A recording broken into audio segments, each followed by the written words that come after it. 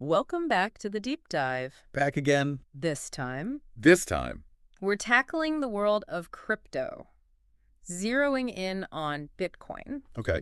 and some interesting developments over in the UAE. Yeah. You sent over a really compelling mix of articles, research news, in-depth analysis, even some pretty strongly worded opinions. For sure. Perfect recipe for a deep dive. Yeah. I think from what I've seen, we'll be exploring some potential turning points. Yeah. Not just for Bitcoin itself, Right. but also for how it might fit into a region known more for financial innovation than, say, its environmental track record. Okay, so first, gotta set the scene. Okay. Global crypto market cap is down, but not all doom and gloom, right? Right. Volume of stablecoins is actually higher than in previous weeks. What's the takeaway there for you? I think it could be a sign that traders are parking their funds in stablecoins as kind of a temporary safe haven. Okay. Almost like catching their breath, ready to jump back into Bitcoin or Ethereum if the market signals a shift. So a bit of a waiting game. Yeah. Speaking of signals, any events or dates that stand out that might trigger some kind of movement? Absolutely. Looking ahead to January 2025. Okay. 3 dates stand out to me. Yeah. The release of CPI numbers, Okay. the FOMC meeting, and, of course, President Trump's inauguration. Right. All of these could have ripple effects on markets, I got it. crypto included. Potential volatility on the horizon. Yeah.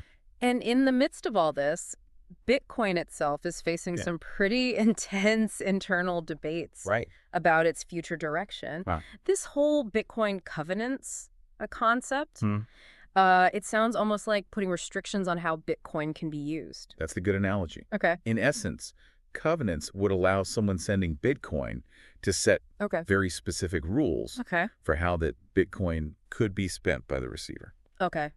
So how would that work in practice? Like, give me an example. Sure. Imagine you're taking out a loan that's backed by Bitcoin. Okay. With covenants, the lender could code into the transaction that your Bitcoin can only be used to repay the loan or be returned to you if you default. Okay. Proponents, like the group Taproot Wizards, Yeah, I've heard of them. believe that this kind of functionality would unlock a ton of new possibilities for Bitcoin, making it more competitive with platforms like Ethereum, which already have this kind of flexibility. Interesting.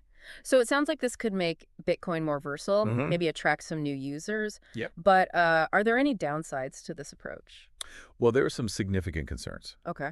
First, by adding this layer of complexity to Bitcoin's code, you potentially introduce new vulnerabilities. Gotcha. Right.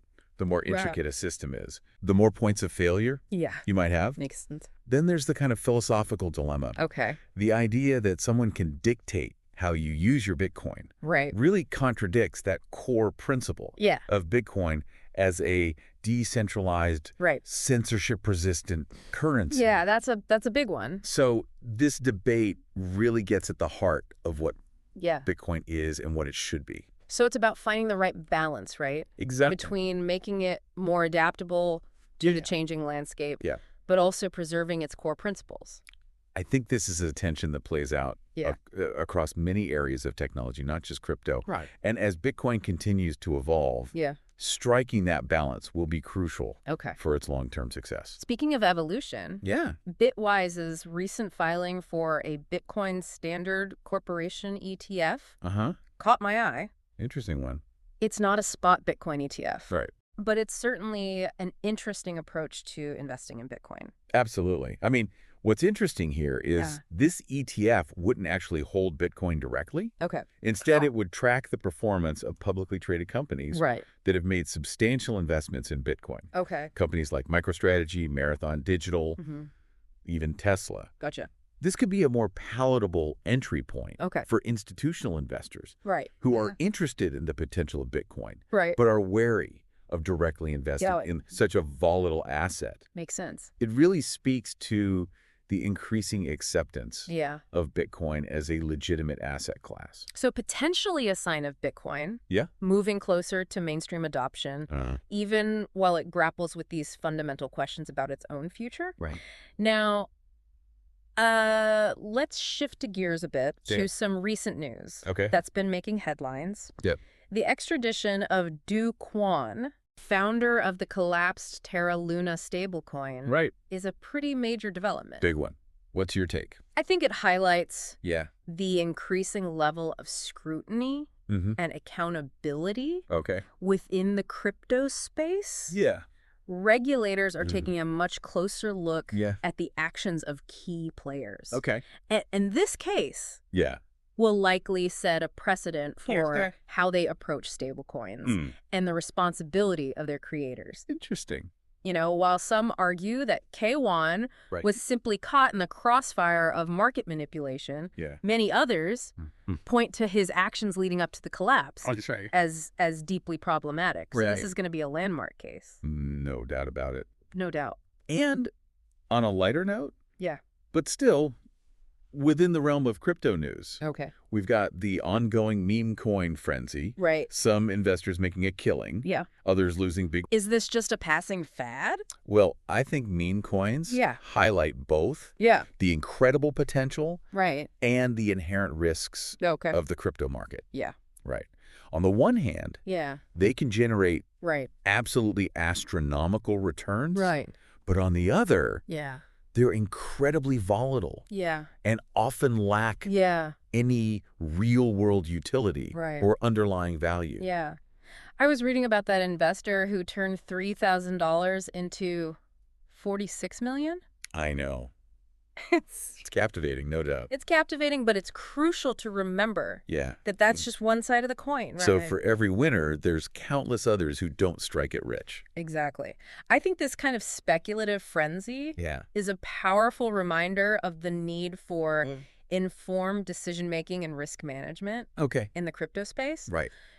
Getting caught up in the hype without understanding the fundamentals can be disastrous. Not just throwing money at something because it has a funny name or a cute dog on it. Exactly. Education is key.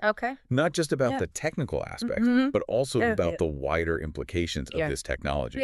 Its potential to disrupt industries, empower individuals, and reshape our entire society. Okay, so we've covered a lot of ground so far. We have market trends, Bitcoin's internal debates, legal developments, and the meme coin roller coaster for our final segment in this part. Let's turn our attention to some interesting developments happening in the UAE, specifically Abu Dhabi. We've got articles here about how AI is being utilized for environmental projects like mangrove restoration. Interesting. Which is pretty cool. Yeah, I thought that was really cool. But you seemed a bit skeptical about the role of blockchain in these initiatives. I am. I think while I think blockchain technology has tremendous potential in certain areas, like supply chain transparency and tracking carbon credits. Its application in a localized, hands-on project like mangrove restoration seems like so. So it's about using the right tool for the job. Exactly. Not just jumping on the blockchain bandwagon for the sake of it. Precisely. And to be clear, I applaud Abu Dhabi for their willingness to invest in and explore these emerging technologies. But it's important to approach these innovations with a critical eye, focusing on real-world impact rather than just buzzwords. Fair enough. It is interesting, though, that Abu Dhabi seems to be positioning itself at the forefront of both AI and, as Larry Fink of BlackRock suggested, potentially even crypto. It's fascinating. What do you make of that? It's a clear signal, I think, of their ambitions. They're not just dabbling in these technologies. They're strategically positioning themselves as leaders in this space. Didn't Larry Fink predict that Abu Dhabi could become the global capital of crypto? He did. It's a bold statement. But not entirely implausible. I mean, the UAE has a history of embracing innovation. And they're clearly committed to diversifying their economy beyond oil. So potentially another turning point. Potentially on the horizon. It'll certainly be fascinating to watch how this all unfolds. It really does feel like we're in the midst of this massive technological shift. It does. That's going to reshape the world as we know it. We are. And as with any major transformation. Yeah. There will be bumps along the way, Yeah. challenges and setbacks. Of course. But there will also be incredible opportunities Absolutely. for those who are willing to embrace the unknown, to adapt and to innovate. That's right. Okay, we've covered a lot of ground in this first part. A lot. From the nuances of the Bitcoin covenants debate to the meme coin frenzy. Yeah. And Abu Dhabi's ambitions to be a global tech hub. It's a lot. But before we move on, is there anything you want to leave our listener pondering? I think the overarching theme that emerges from all of this is this question of balance. Oh, okay. Right? We see it in the Bitcoin covenants debate. Right. Balancing innovation with security and decentralization. Okay. We see it in the meme coin phenomenon. Balancing the allure of quick riches with the need for informed decision-making and risk management. Makes sense. And we see it in the way that Abu Dhabi is embracing these emerging technologies. Okay. Balancing technological advancement with real-world impact and sustainability. I love that. These are the balancing act, indeed. These are the tensions that will shape the future of this space. Okay. And it's up to each of us to engage with them thoughtfully and critically. Okay, we're going to take a quick break. That's good. But when we come back in part 2, we're going to delve deeper into some of these fascinating topics. Okay. Starting with a closer look at the Bitcoin covenants debate and the potential implications for the future of Bitcoin. Looking forward to it. Stay tuned. It's fascinating how this theme of balance plays out in the Bitcoin covenants debate. Yeah. You know, on one hand, you have these taproot wizards pushing the boundaries of what Bitcoin can do. Right. Their work with ordinals, essentially Bitcoin-based NFTs. Yeah, I was reading about that. Really blurry the lines between It's crazy to think Bitcoin could support NFTs. I know. It seems so counter to the whole digital gold narrative, you know. But for the wizards, it's all about expanding Bitcoin's utility. Okay. Making it more versatile, more competitive in the crypto landscape. Okay. They argue that features like stablecoin swaps, which we touched on earlier, and Bitcoin-backed loans could usher in a whole new wave of innovation. So they're not pulling these ideas out of thin air. No. Are they? I read that Satoshi Nakamoto himself actually proposed a protocol that the wizards are now championing. Exactly. The OpCap protocol, as it was called, would have allowed for more complex scripts within Bitcoin transactions. Okay. However, it was ultimately removed from Bitcoin's code base due to concerns about security and complexity. Okay. And that's really the crux of the debate here, is this added complexity worth the potential risks? Yeah. Will it compromise the very things that make Bitcoin so appealing in the first place? Right. Its security and decentralization. It's tough. Tough questions. Yeah. On the one hand, I get the appeal of making Gitcoin more adaptable. Right. Keeping up with the rapidly evolving crypto landscape. Right.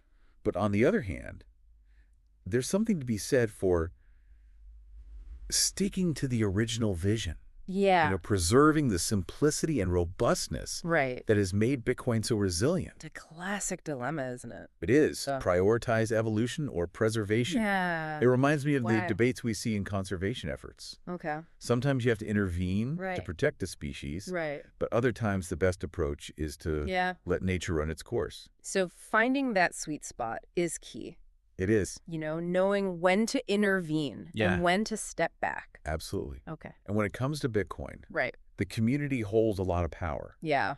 They will ultimately decide Bitcoin's fate. Yeah. Embrace these proposed changes or opt for a more conservative approach. Only time will tell. Speaking of community, the meme coin phenomenon is a wild example of collective psychology at play. It's like this digital gold rush driven by speculation, FOMO, and the allure of getting rich quick. And it taps into something very human. Right. This desire to belong, to be a part of something bigger. Yeah. These online communities that spring up around meme coins become almost like tribes. You know, it's so interesting with their own inside jokes, their own language. It's like a social experiment. It is. Unfolding in real time. Yeah, and social media amplifies it all, right? Absolutely. Information or misinformation spreads so fast. It's like a game of digital hot potato. Yeah. Everyone trying to get in early. Get in, get out. And cash out before the bubble bursts. That's the inherent danger. Yeah. There's often very little underlying value. Right. Just hype and speculation. Yeah. It's a recipe for volatility. Right. Leading to extraordinary gains for some. Yeah.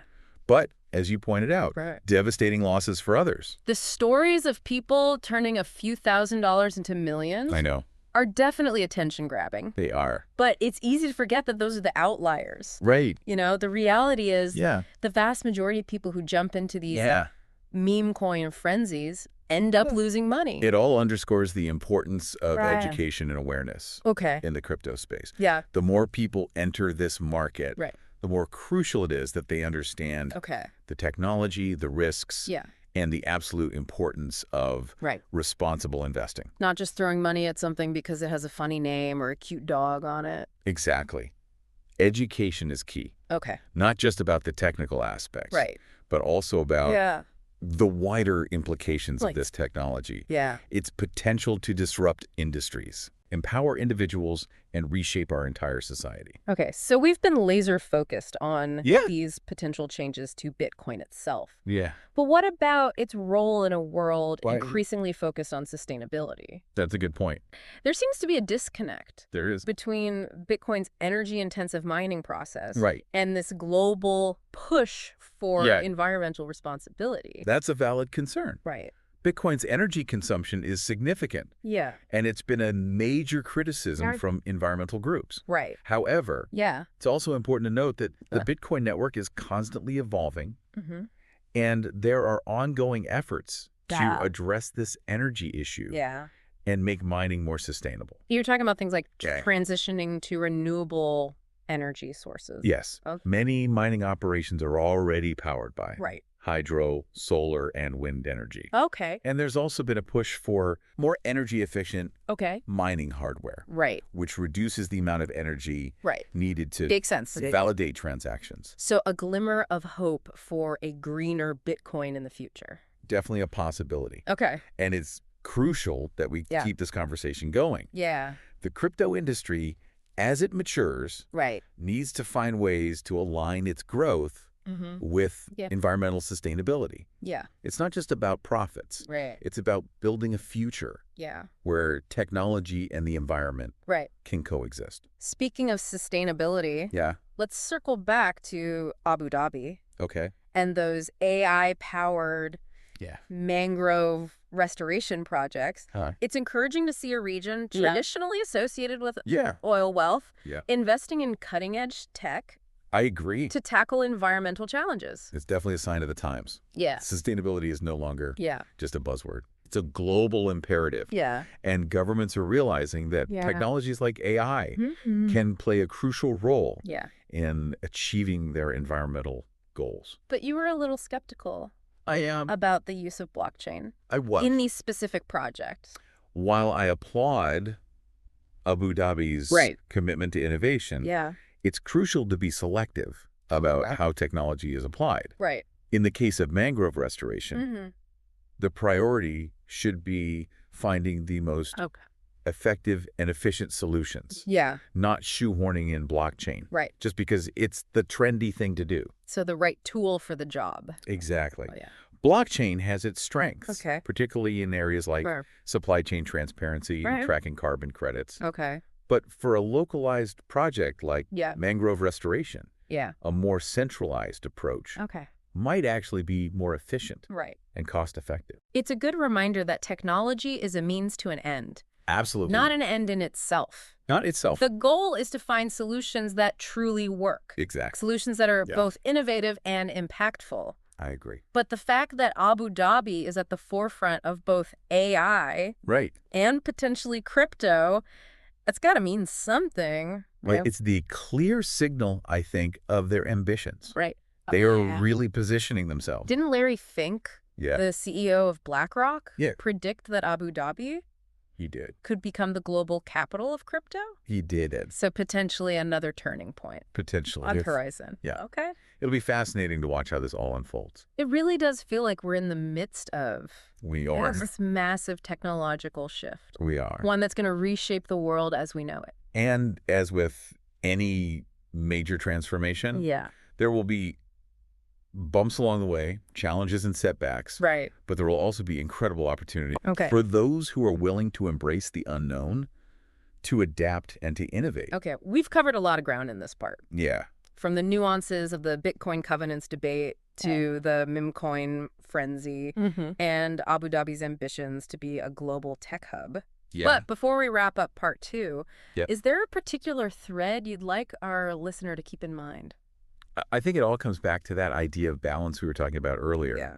Finding that sweet spot between competing forces, innovation, and security. Okay. Speculation and informed decision-making, technological advancement, and real-world impact. Right. These are the tensions that will shape the future of this space. Yeah. And it's up to each of us to engage with them thoughtfully and critically. Yeah. It's a lot to consider. So much is happening in the crypto world. It all seems to be moving at warp speed. It's true. Yeah. But that's what makes it so exciting. Right. You know, we're not just passive observers in this technological revolution. Right. We have a role to play in shaping its trajectory. That's a great point. We have a responsibility to make sure technology is used for good. Absolutely. That it benefits all of humanity, right? It's easy to get caught up in the hype, the potential for profit. Right. But we can't lose sight of the bigger picture. We can't. We need to be thoughtful, critical, and engaged. Okay. Question assumptions, challenge the status quo, and demand accountability from those who are developing and deploying these technologies. Right, like that. The future isn't predetermined, ours to create. Well said. Okay, we've covered a ton of ground in this deep dive. Yeah, we have. From the inner workings of Bitcoin to the meme coin mania and the rise of Abu Dhabi as a potential tech powerhouse. It's been a journey. But before we wrap things up, is there one final thought, one key takeaway you want to leave our listener with? I think it goes back to something we touched on earlier. Yeah. The idea of balance. Yeah. Whether it's finding the right balance between innovation and security in Bitcoin. Okay. Between speculation and responsible investing. Right. In the meme coin world. Yeah. Or between technological advancement and real-world impact. As we see in Abu Dhabi's push for AI and sustainability, it all comes down to finding that sweet spot. Yeah. And that requires us to stay informed, to be critical thinkers, and to engage actively in shaping the future of this space. Balance. I love it. Yeah. It's a simple word. It is. But it carries a lot of weight. It does. In this context. For sure. It's a reminder that progress isn't always linear. Right. And that navigating the complexities of the crypto world and indeed the future of technology as a whole demands a nuanced approach. Precisely.